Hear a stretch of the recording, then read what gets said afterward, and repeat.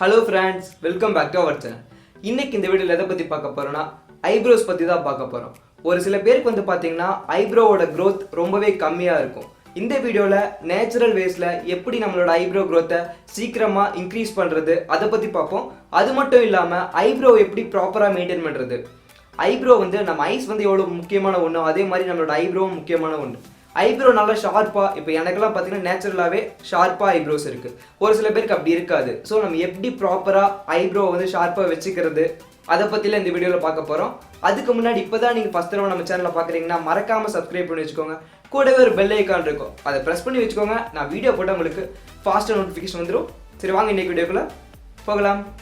Eyebrow க்ரோத்துக்கு first tip என்னென்னா castor oil, அதாவது விளக்கெண்ணெய். விளக்கெண்ணெய் வந்து நேச்சுரலாகவே ஹேர் க்ரோத்துக்கு ரொம்பவே ஹெல்ப்ஃபுல்லாக இருக்கும்.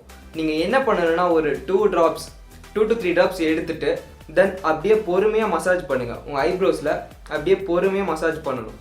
ஸோ ஃபுல்லாக மசாஜ் பண்ணிவிட்டு ஒரு 20 நிமிஷம் கழித்து நீங்கள் வந்து வாஷ் பண்ணிடலாம். அப்படி இல்லைனா நைட்டு தூங்குறதுக்கு முன்னாடி நீங்கள் அப்ளை பண்ணிவிட்டு மார்னிங் வாஷ் பண்ணிடலாம். ஸோ இது டெய்லியும் கூட பண்ணலாம். இந்த மாதிரி பண்ணால் நம்ம ஹேர் க்ரோத் வந்து இன்க்ரீஸ் ஆகும். நார்மலாக இருக்கிறத விட நம்ம ஹேர் க்ரோத் வந்து இன்க்ரீஸ் ஆகும். ஸோ ஐப்ரோஸும் சீக்கிரமே திக்கராக வந்து ஃபாஸ்ட்டாக வளரும். செகண்ட் ஒன் பார்த்தீங்கன்னா ஆலிவ் ஆயில். ஆலிவ் ஆயிலில் விட்டமின் A and E அதிகமாக இருக்கும். இது வந்து ஹேர் க்ரோத்துக்கு ரொம்ப ஹெல்ப்ஃபுல்லாக இருக்கும். ஸோ நீங்கள் என்ன பண்ணணும்னா ஃபஸ்ட்டு சொன்ன மாதிரி கேஸ்டர் ஆயிலுக்கு சொன்ன மாதிரியே 2 drops-லேருந்து 3 drops எடுத்துட்டு ஒரு 5 minutes அப்படியே மசாஜ் பண்ணுங்க. உங்கள் ஐப்ரோஸில் வந்து அப்படியே மசாஜ் பண்ணிவிட்டு தென் 20 to 30 minutes கழிச்சு வாஷ் பண்ணிடலாம். இதுவும் டெய்லியும் யூஸ் பண்ணலாம். அப்படி இல்லைன்னா நீங்கள் தூங்க போகிறதுக்கு முன்னாடி அப்ளை பண்ணிவிட்டு மார்னிங் வந்து வாஷ் பண்ணிடலாம். தேர்ட் ஒன் பார்த்தீங்கன்னா ஆனியன் ஜூஸ். ஆனியன் வந்து நம்ம ஹேர் க்ரோத்துக்கு ரொம்ப யூஸ்ஃபுல்லாக இருக்கும். ஆனியனில் வந்து சல்ஃபர், செலேனியம், அது மட்டும் இல்லாமல் விட்டமின் B and C இது மாதிரி நிறைய விட்டமின்ஸ் இருக்குது. அது வந்து ஹேர் க்ரோத்தை சீக்கிரமாக வர வைக்கிறதுக்கு ஹெல்ப்ஃபுல்லாக இருக்கும். நம்ம என்ன பண்ணணும்னா ஆனியன் எடுத்துட்டு அதை நல்லா அரைச்சிக்கணும். அரைச்சிட்டு அதில் வர ஜூஸை மட்டும் எடுத்து நம்ம ஐப்ரோவில் அப்ளை பண்ணிவிட்டு 15-20 நிமிஷம் கழித்து நம்ம வாஷ் பண்ணிடலாம். வாஷ் பண்ணும்போது ஃபேஸ் வாஷ் வச்சு வாஷ் பண்ணிக்கோங்க. அது எதுக்குன்னா ஆனியன் யூஸ் பண்ணால் ஸ்மெல் கொஞ்சம் அதிகமாக இருக்கும். அந்த ஸ்மெல் சில பேருக்கு பிடிக்காது. ஸோ நீங்கள் ஃபேஸ் வாஷ் யூஸ் பண்ணி வாஷ் பண்ணிக்கோங்க. ஓகே ஃப்ரெண்ட்ஸ், ஆல்ரெடி இந்த மெத்தட் வந்து உங்களுக்கு தெரிஞ்சிருக்கலாம். பட் ஒரு சில பேருக்கு தெரியாமல் இருக்கும். அதனால தான் இதை ஷேர் பண்ணியிருக்கேன். கண்டிப்பாக இந்த மெத்தட் உங்களுக்கு யூஸ்ஃபுல்லாக நம்புகிறேன். இதை ஃபாலோ பண்ணுங்கள், உங்கள் ஐப்ரோ வந்து சீக்கிரமே க்ரோத் ஆகும். ஓகே ஃப்ரெண்ட்ஸ், நான் மேலே சொன்ன மெத்தடில் ஃபாலோ பண்ணால் கண்டிப்பாக உங்கள் ஐப்ரோ க்ரோத் வந்து சீக்கிரமே இன்க்ரீஸ் ஆகும். இது ஐப்ரோஸ்க்கு மட்டும் இல்லாமல் பியர்ட் க்ரோத்துக்கு கூட ஹெல்ப்ஃபுல்லாக இருக்கும். ஸோ நீங்கள் உங்கள் பியர்ட் க்ரோத்துக்கு கூட இந்த ப்ராசஸ் ட்ரை பண்ணலாம். எப்போவுமே ஐப்ரோக்கு யூஸ் பண்ணுறதுக்கு முன்னாடியும் சரி, பியர்டுக்கு பண்ணுற மாதிரி இருந்தாலும் சரி, நீங்கள் வந்து ஃபேஸ் வாஷ் பண்ணிட்டு வந்துட்டு தென் இந்த ப்ராசஸ் பண்ணுங்கள். ஓகே ஃப்ரெண்ட்ஸ், ஐப்ரோ க்ரோத் பண்ணுறது மட்டும் இம்பார்ட்டன்ட் இல்லை, அதை ப்ராப்பராக மெயின்டைன் பண்ணும். ஒரு சில பேருக்கு வந்து பார்த்தீங்கன்னா ஐப்ரோ ரொம்பவே அதிகமாக இருக்கும். அதாவது அடர்த்தியாக, ரொம்பவே டார்க்காக, ரொம்பவே பெருசாக இருக்கும்.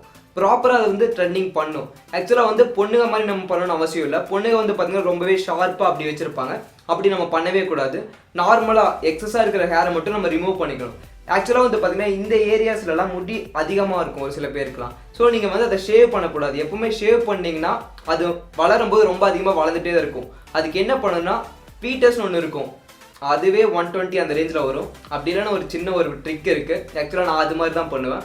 வீட்டில் எல்லார் வீட்லையும் நெகவெட்டி கண்டிப்பாக இருக்கும். ஸோ நெகவெட்டி எடுத்துக்கோங்க. தென் இந்த ஏரியாவில் உங்களுக்கு முடி எங்கே அதிகமாக இருக்கோ லைட்டாக ஹோல்ட் பண்ணுங்கள். மிரர் பார்த்து பண்ணுங்கள். லைட்டாக ஹோல்ட் பண்ணிட்டு இழுத்திங்கன்னா வந்துடும். வலிக்காது, கண்டிப்பாக வலிக்காது. நான் பண்ணியிருக்கேன், நானும் அப்படி தான் பண்ணுவேன். எல்லா முடியும் நீங்கள் எடுக்கக்கூடாது. கொஞ்சம் முடியை விட்டுட்டு தென் எக்ஸஸாக இருக்கிறது மட்டும் அங்கங்கே மட்டும் நீங்கள் எடுத்திங்கன்னா தெரியாது. நம்ம எல்லாமே எடுத்தால் அங்கே ஏதோ நம்ம பண்ணியிருக்கோம் அப்படிங்கிறது நல்லாவே தெரியும்.